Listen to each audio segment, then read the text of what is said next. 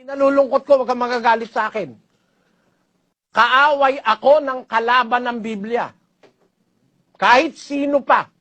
Pagka nilalabanan ng Biblia, kaaway ako. Salita ng Diyos ang nasa Biblia, sinulat ni Pablo. Ang isinusulat ko sa inyo, utos ng Panginoon. At kung tayo mag-uusap sa sarili mong kuro-kuro, ayokong makipag-usap sa'yo. Bakit? Hindi ako nagtuturo ng sarili kong kuro-kuro.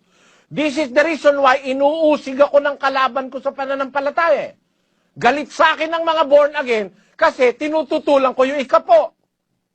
Ngayon, kung magagalit ka rin sa akin dahil pinaiiral mo sarili mong kuro-kuro, hindi bale, mag-away tayo, hindi naman kita aatrasan Away tayo, payag ako. Hindi ako papayag na baguhin mo yung nakasulat sa Biblia, kapatid. Kahit sino ka pa.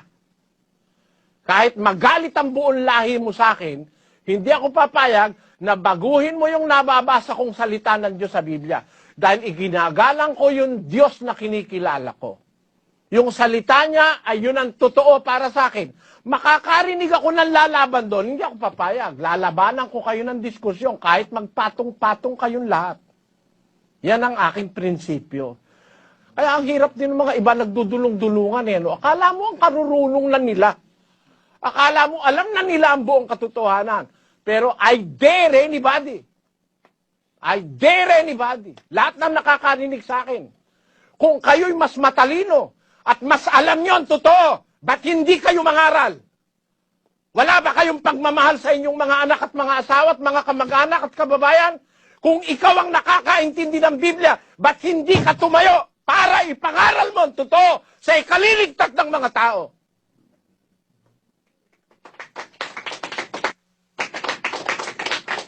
Yan ang masasabi ko.